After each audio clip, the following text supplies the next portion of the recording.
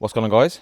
Welcome to the Roots and Wings podcast. This is episode 4, and today's subject, I wouldn't say is like an exciting one, but it is like a needed one. It's very important, actually. It's always the important thing that aren't that exciting, I think. Today we're talking about like who leads in the relationship, and also we get a lot of questions about like managing, being an entrepreneur, interpersonal development, being parents, husband and wives. How do we do all that? Both into fitness, both got hobbies, both got things that we like to do. How do we fit it all in? So on the subject of leadership, when someone says to you, babe, who leads in the relationship? I know it's like I think there's different areas of life, but like what do you think from that question? What were your first thoughts? Depends on the area, because you've got, I think in a relationship you've got so many different areas. You've got career, business, family, children, house. I mean, those are just come to the top of my head, but there are, depending on your dynamic of relationship, there will be a different person that leads those areas. Right. Generally, and actually this was a question I wanted to ask you, because generally from experiencing different couples that we've met and through our families, generally a man is the quote unquote head of the family.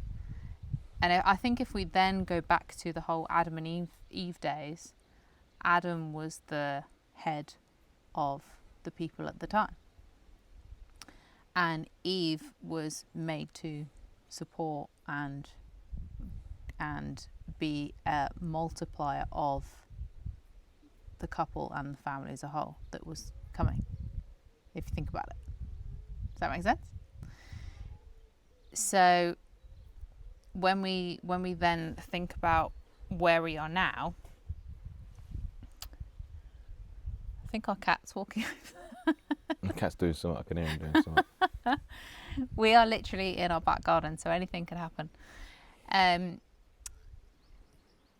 It looks at different areas. So when I think of, say, for instance, just talking from our family perspective, if the decision was about, what are our plans from a business perspective and where we are actually going to be as a whole family, as a whole unit in 10 years' time, that would almost be a question that I put to you.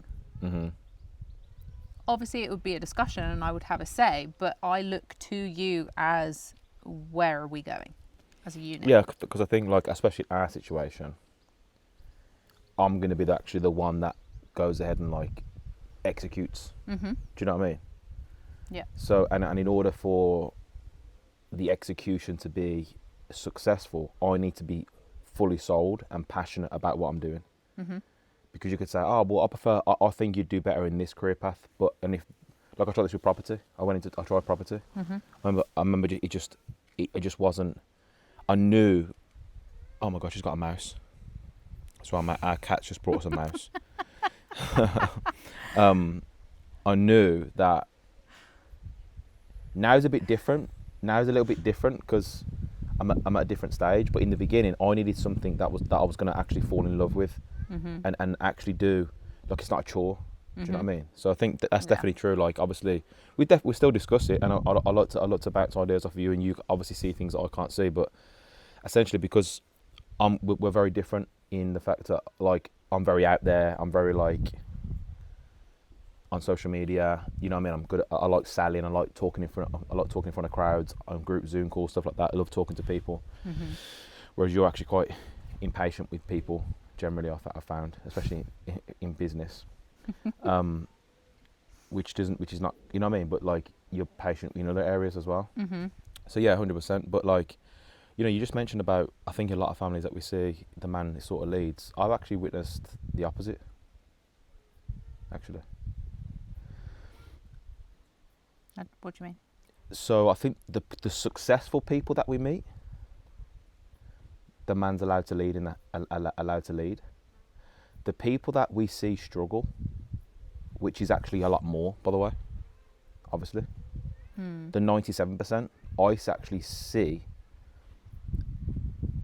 the woman as, I mean, you heard it before, you know, who wears the trousers, that goes under the thumb. That was such a common saying when I used to work in the factory. I see men crumble when they get home. I've actually witnessed a lot of. I joke around on calls. I say, you know, Dave hates his wife probably hates him, because a lot of the men that used to be around, all they used to do is complain about their wife. I've been around. There's a lot of men that go behind their woman's back. A lot of men that watch porn.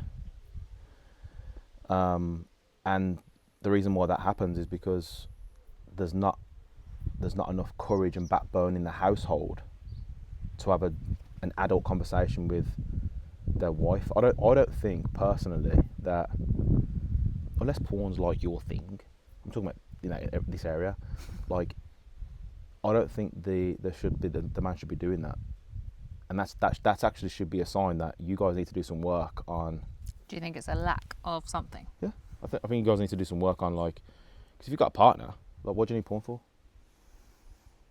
Do you know what I mean? Unless it's somewhat, like I said, extreme circumstances, whatever. But that's what I'm just talking now. I'm not, you know, I've got no notes. So, like, but yeah, I've actually witnessed the opposite, to be honest, a lot. But I think it's, like I say, it's different areas. Like, for example, Charlie actually leads the majority of everything, really, when it comes to, like, family life. You know, what we do. I've now started to, like, try and plan things, you know, personal stuff, like, for us, like dates and family days out. I think maybe a good way to describe it is I look after the day-to-day of everything, but you hold the vision of the whole family. Yeah. So, and that's what I meant at the start when, you know, if I said to you the classic question of, like, where do you think we'll be in 10 years' time? Or the classic interview question, where do you see yourself in 10 years' time? I would then look to you. Obviously, we have discussed it, but I would look to you as to what is your vision? How do you see us achieving it? And then I almost go, okay, how maybe we don't like that bit, maybe we like this bit, maybe we want to be in this country, maybe we don't want to be in that country, and then actually make it happen.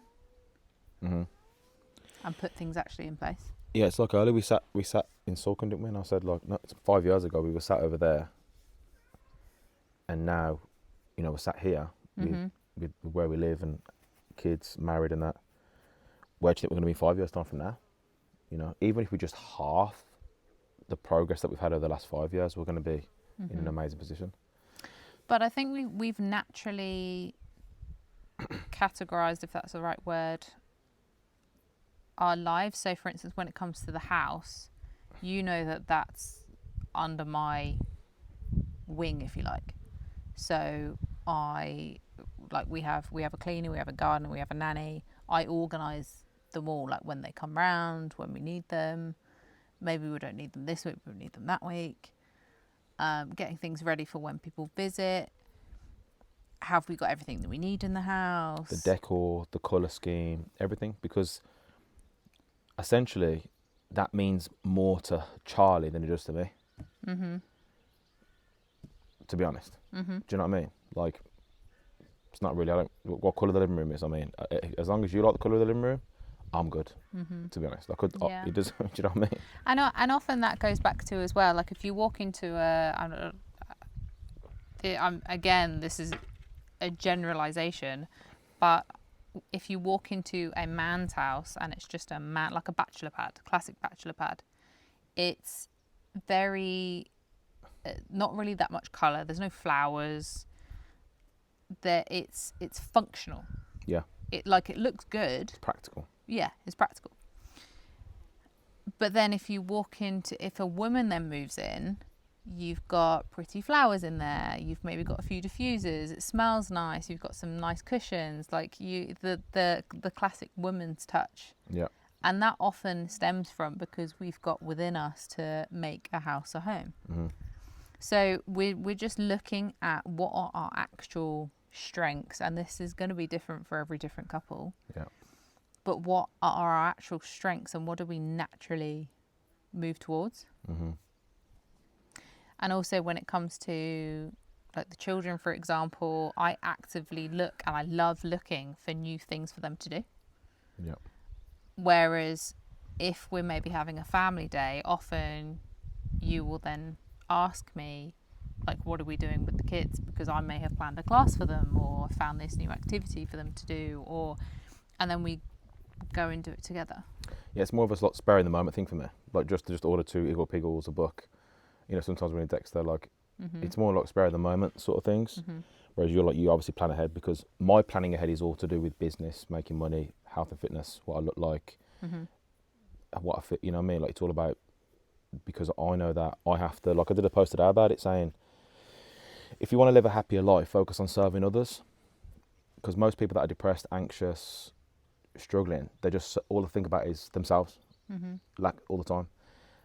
But there's obviously, but then we're on the subject of personal development. Isn't personal development focusing on yourself and building yourself? So there's like a fine line between focusing on yourself and actually focusing on yourself. I think focusing on yourself is putting the right habits in place. So what I explained in my post is that the reason why we have habits is so we know that, like I know that my habits are going to take care of me. So I can actually compartmentalize those habits into a box where I don't even actually have to constantly think about them. And when I do them, my life gets better, meaning I can actually focus on others. Does that make sense? Like for example, when I wake up, I do my morning gratitude, my stretches, healthy eating, go to the gym, my minimums on my business, my social media content. And I know that if I just do that, my reading obviously, if I just do that, my life, my how I look and how much money we're making is going to increase, right? What that does then is it gives me time to think about our relationship. It gives me time to think about how I can serve my customers better, my business partners better, my children, my friends. Do you know what I mean? Because one of the things, the biggest things that I learned about meeting successful people, because obviously, guys, I had to really learn how like successful people even operated. Do you know what I mean? I never forget being around like just super wealthy, successful people, and they were really interested in me, asking me loads of questions. They were interested in random stuff, like I don't know, like just like art and just random stuff. And it's like, how have you got? And the reason why they've got the reason why they've got time to actually be genuinely interested in other people is because their habits of taking care of the production in their life. Do you know what I mean? So it's that saying like, I work on me for you, you work on you for me, sort of thing. They've made the mental capacity and the space. Because habits are something we do without any conscious thought. So in the beginning, when you're creating a habit, you are going to have to do some consciously. Like for example, because we've had Daisy, I didn't really do my morning gratitude and my daily study, on like a strict thing for over 18 months. But I've realised that that's actually a massive foundation. If I take my focus away from God, gratitude, and just like my vision, my imagination, my life goes like this. And when I focus back on great gratitude, God, my faith, and where I'm going as a person, my imagination, my life goes like this. So I've had to re-put in my to-do list gratitude, stretching, personal development, and I'm doing it until it's not a conscious. Like I don't have to put the gym on my to-do list. I don't have to do it because it's not a habit I'm trying to create. I've already created it. Do you know what I mean? So habits, once they fall into the subconscious mind and it becomes habitual, you then have time to focus on other things. And that's so going back to like time management and managing activities. Like we're very good at like we know what each other needs to do to be fulfilled and happy whilst actually moving forward. Do you know what I mean?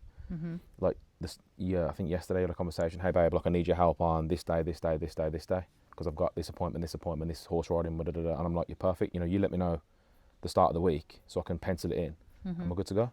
Mm-hmm. And I'll do things like I'll be more productive on the one day because we got a busier day the next day. Do you know what I mean? So it's like, and because we've got kids, obviously the schedule changes and rotates all the time. Do you know what I mean? Mm-hmm. And also, when you actually look at your habits, there are bad habits in there too. Yeah. So it's just gradually replacing the bad habits for the good ones. And cut yourself some slack as well, man. Yeah. Like it's not gonna happen overnight. And you also don't want to change too many habits at once, because otherwise it just won't work. Exactly. You won't be consistent with it. Don't try and sprint a marathon. Mm-hmm. Do you know what I mean? Don't try and sprint a marathon, because you need to understand that your habits will change your life. So have that. I think there's a difference between urgency and rushing. I think if you're rushing, you don't have faith. Because rushing is like, it's like a negative thing. I'm in a rush. Whereas somebody's got urgency, they're excited. How do you... We're going a little bit off topic now, but if you are... So you're changing a habit, but you're still not seeing results, and maybe it's been like a good few months. How do you keep going? It's understanding that no one starts great. You have to be great. No, you have to start to be great. Do you know what I mean? So, like Jim Rohn says, in the beginning, you make up in numbers for what you lack in skill. But the reason why we're building habits is to create competence. Like, it could be just getting yourself to the gym to start with. Mm-hmm. Then it's like actually completing a full workout. Then it's like, okay, so do we do like certain body parts on certain days? Okay, then it's like, okay, am I getting the right form? Mm-hmm. Then once you've got the right form, it's am I getting the right weight? So it's like, it's a gradual process. Mm-hmm. But also you need to understand that the result, this is so mad, like, yes, okay, the result's great and needed, but actually you feeling like you've just won the day is the result. Because law of attraction is the secondary law. The primary law is the law of vibration. Vibration is feeling. And Kevin Trudeau talks about feel good now. It's all intertwined. What it means is basically if you complete what you're supposed to do on a daily basis, you will feel successful. Mm-hmm. And when you feel successful, your lifestyle will catch up. It has to eventually, yeah. Because it's a feeling, it's a vibration. Mm-hmm. Now you won't, and vice versa, if you don't feel successful, like I say this all the time, you give me someone who right now today has got a 6-pack, lean, right, today. Mm-hmm. And he's 3 days into eating shit. So for the last 3 days, he's still lean, because obviously you're lean, but he's been eating burgers, he's been eating chocolate, he's been eating ice cream. Mm-hmm. I promise you, and he hasn't been going to the gym, he feels like shit. No, he looks good, but trust me, internally, he does not feel successful, right? Now you give me someone who is overweight right now, big belly, overweight, skinny arms, but for the last 3 days, they've hit the gym. What? I've actually fully got that picture in my mind. Right? Hairy belly button, right? Bit of fluff in there. But the last 3 days, fair play to them, they've been hitting the gym, they've hit all their macros. I promise you, person B feels better than person A. Mm-hmm. And that's what I'm saying about, but the results are different, but the feeling's different. Person B feels more successful than person A, even though person A, result-wise, is actually more successful. Mm-hmm. So I hope that paints the picture of, as long as you are doing what you're supposed to do, you will, by God's law, God's promise, we didn't make the rules up, you will attract success. Mm-hmm. And that's why our life, just even over the last 60 days, has increased and got better. Because for the last 60 days, I ain't missed. You've noticed in business recently, but what's changed? Well, because in June, no results, 0 results, but I didn't miss. Mm-hmm. Now in July, attraction's happening. Everything's starting to attract. Why? And this is what I'm saying about, like, don't take this information lightly, man. Because that's just that last 5 minutes is like, I wish someone would explain habits to me like that before. Do you know what I mean? I think that's super important, what I just said there. Mm-hmm. And when I say that, it's like people say, oh, Jake, you fucking love yourself. It's like, it's all a God thing. God comes through me like that. Do you know what I mean? It's like, Yeah, but there's a difference between wishing for a thing and being ready to receive it. There's a difference between. So we have this inner joke that whenever someone says there's a difference between, we always say between wishing for a thing and being ready to receive it, which is actually probably has gone over a lot of people's heads, but it's really important if you actually think about it. All the Bob Proctor and Think and Grow Rich fans will be like, we know what you're talking about. That's from chapter. What I was going to say was there's a difference between arrogance and confidence. Yeah. Because arrogance, you think that you are better than anybody else. Yeah. Whereas confidence, you have an inner knowing that you are doing everything within your power to achieve your own goal. Like, you're in your own lane. It's not, I'm better than you. It's, no, I'm great, but I'm great because I'm putting in the work. I'm being consistent. I've gone through whatever I needed to do today. And everyone's at different levels there as well. Like, I'm talking about, it could just be that you actually did everything that you said you were going to do that You're proud day. of yourself. Yeah. It's like, and it's important to set those. Arrogance is thinking you're better than people. Confidence is knowing that nobody's better than you. Mm-hmm. Why is that? Because we're all God's highest form of creation. We're all, there's no more. Charlie hasn't got more God than me. Right. We've both got equal God. Every person has got the exact same potential inside of them. Mm-hmm. And if you don't believe that, then you don't understand. Mm-hmm. And that's what I'm saying. Arrogant people don't understand that. Right. That's why, overweight people, some overweight people, they feel like, I saw a post about this yesterday, they feel like they're being judged by all the fit people in the gym. Like, negatively. Oh my God, look at him over there. Look at him over there. Look at her over there. When actually, what they're actually thinking is, fair play to you. Same with, the only people that will have issues with you going to the gym are people that don't go to the gym. The only people that have issues with your content are people that don't create content. Mm-hmm. Do you know what I'm saying? Like, nobody's a content creator daily is ever going to say anything negative about your first reel that you messed up. Well, I think if anyone ever thinks about anyone that has given them any form of like genuine negative feedback, as in like being really negative towards you, I think about, are they actually in a more successful position than you in that area? It's always no. So, obviously I'm in business, so we have people stand up and share their story in front of the room, and they're all worried about messing up, and it's only the people that are like the most successful in the room. We're like, amazing, love that. Why? Mm-hmm. Because we messed up one day. We know that. So it's like, don't ever be afraid of the opinions of people who can't even get you to where you want to go to. Mm-hmm.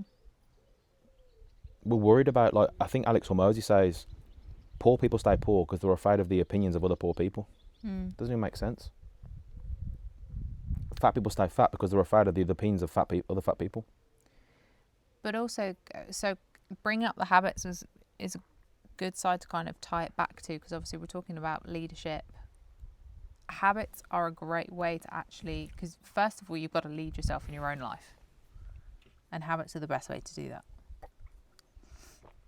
Because if you're leading yourself, then you know that you've done everything that you needed to do that day for your own personal reasons, whether it's that you wanted to go to the gym, you wanted to eat well, you wanted to get everything done that you wanted to get done. Because how many times has it got to the end of the day and maybe someone else has asked for your help and you've gone, oh, I can't do that because I've got all this stuff that I need to do but I haven't done. But then how much time have you wasted maybe scrolling on Instagram or like the best watching TV or... The best tip ever is from Brian Tracy's book, Eat That Frog. Do the most important task as early in the day as possible. Do you know what I mean? Like if you're in business, like me, I like to get my daily minimums from my business perspective done early. Because I know everything. Because guess what? I always end up doing a lot more later in the day anyway. But like I've done my bare minimum. So it's like, let's say life happens, something happens with the kids or with you, or you need me here. I've done it. That's why I say like, you know, I used to try my best to train early in the mornings before, you know, before obviously I created freedom. Because I knew that if I waited until late in the day, I'd always there's so many more reasons to put it off, not train. But for other people, like for me, when I worked a corporate job, me going to the gym was actually my fun part of the day. Right. So I actually went at the end of the day because I then had something to look forward to at the end of the day. Yeah, I went to the dentist the other day. The lady was like, "What are your plans after this?" I said, "Go in the gym." She was like, "Oh my God, you're going to the dentist and the gym." And I shifted her perception. I said, "Well, yeah, I've got to like, what did I say? Cheer myself up some way." And she must have been thinking, "This guy loves the gym." Do you know what I mean? But it's like, no, you got to learn. People do, yeah. But you do, yeah. Like you got to learn to love. I never used to like the gym. I used to write down every day. I love going to the gym because I didn't used to like the gym. Imagine if you loved going to the gym. Would that make your health and fitness journey better? Imagine if you loved building your business. Would that make your business better? Of course. So you can just choose to love it. You can just choose to be happy. Dexter's got a new book called the Camel Book. There's a moody camel in it, and he's just moody all the time. And this little thing hops by him, and he's like all super happy. And he's like, "What's your secret, man?" He said, "You know what? I used to be moody just like you, until one day I just chose to be happy. It's the best decision of my life." And he's like, "That doesn't work." I go, "Okay." And he goes like, "Yeah, it doesn't work for you." And he made him laugh. I said, "See," and then he just chose to be happy. It's like happiness is a choice. It's like the song pretend. Sorry. How do you be confident? You have to pretend to be confident. You have to go. What would So let's whatever you're afraid of. What would the confident version of me do? Would they go and speak to that person? Would they go and compliment that person? Would they post that social media post? Would they talk to the camera? If they would, do it. Well, I ain't got confidence. No wonder you're not doing anything. You're not doing anything that requires confidence. You do that. Guess what? The next time you do it, it's going to be a little bit easier. A little bit easier. That's what I do. Facebook lives, Instagram lives, for you. Forget your audience. Start with you, and then once you've got yourself out the way, now you can find your audience. But anyway, this podcast was not about this. It was about us. But it's habits. Yeah, habits. Stacking your come down habits. to leading yourself. I wanted to end on a question which might throw the conversation in a whole different direction. However, the way we started the podcast was there are a lot of families out there who maybe the woman is the main breadwinner, or who maybe even makes her husband feel a type of way for him to say ball and chain, or whatever the saying is. Right. Or maybe he just feels like that. Maybe she doesn't mean to, but there was always a reason why those comments come up. Of course. So I wanted to end it today on just discussing why that even is. Yeah, and also leadership is not always about, like, there was a time, I think we shared this on one of the podcasts before, where you was actually making more money than me. You was the breadwinner, but like the dynamic of the relationship was still, you know, I want to be the one that, like, you know, I want to create a better life for everyone. Do you know what I mean? Held the whole vision. Yeah, you know what I mean? Because essentially, it is the man's job to, like, if someone tries to break in, like, it's going to be up to me, isn't it? Let's be honest. Do you know what I mean? So obviously the man needs to have that like hold of like the whole family. But what was the question? Like, why does that even happen? Why does those conversations even happen? Well, I think inherently also when you look at back at caveman days, when we look actually back at our history of where we came from, Yeah. the man would go out to hunt Right. and the woman would look after the kids. That's our like Yeah. Like, I mean, I don't know. real caveman history that we've read Yeah. about. I mean, like, I don't know like how, like, you know, women like are wired, for example. Like, do women sometimes have to go out there and focus on their career and build their success because they've never had a man do it? Do you know what I mean? Mm. Or is it actually some women are like, nah, like I want to build something massive because there are women out there, and I see it, Yeah, and I see it, definitely. and there are like super successful Yeah. as well, and they're super happy as well. You know. And there's many women that we're aware of that have been very successful Yeah, at yeah. building their own business and their own career. But I think that's where you've then got to have the conversation as a couple as to how that functions Right, like the in the feminine, relationship. masculine energy, and like actual happiness levels. Because Mm-hmm. I know there's also a lot of super successful women that are lonely. Mm-hmm. And they're just in different relationships with different guys, and they might be like super successful business wise, but are they genuinely like happy and fulfilled and feel protected and stuff at home and stuff? Do you know what I mean? And there's also quite a lot of women that I have met And vice versa for men as well. But that have built their own successful career, but they still have that desire to have a family, but they've either missed the opportunity because they were so focused on the career, whether it's age or maybe they haven't met the right partner because at the time that was their focus. mm-hmm. But also there are other women that have admitted that their main desire obviously was to build their own career, but there is still that inner guilt, which we will always have, that we're not with our children. Right. So I don't know whether men feel the same. Yeah, we do. I'm sure they probably do. But that is certainly how that's been a lot. It's a very strong female desire because we've actually given birth to them. So I mean I can't even comprehend that kind of situation, like being torn that much between a career and a business and my children. Well, I think we're just very lucky that we can do both and be at home with them. Yeah, I mean, we still feel guilt, but it's more like it's a constant reminder of like, no, actually, like showing them the example means a lot more. Like I did a post today saying, when Dexter's in his 20s, he's going to experience, he's going to be grateful for all the sacrifices that doesn't make sense today. Like even earlier today when he was out here and he's paddling pool, I said, Daddy's got to go and make a call. I looked back and he was like, oh, you know, like he didn't want me to go in, but I'm like, no, Daddy's got to go and make a call, man. You know, obviously half of me is like, I want to go back and give him a hug and say no, but half of me is like, no, I need to go and show him like this is important, son. You know, as a man. And also we Maybe if it was Daisy, I don't know, I'd probably have to come back and get her. but also putting it into perspective, we've had a family day together. Yeah. So you've spent time, of course, with all of us. Yeah.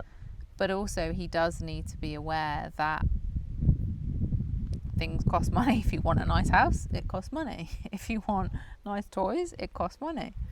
Yeah. 100%. So somebody has to earn it. But I think that, so the question I was really asking was, what advice or how could a relationship, if there was the ball and chain comment, how could they even look to improve that situation? I don't know, man. It's hard because obviously it depends. I had a conversation with someone in the week, and he kind of feels I always use the example of, you know, the killer whale at the sea, you know, where he's like, it's all placid and stuff, because his partner's still getting her head around what she needs to do to support him and all that. But essentially, the advice I gave to him was, you need to, number one,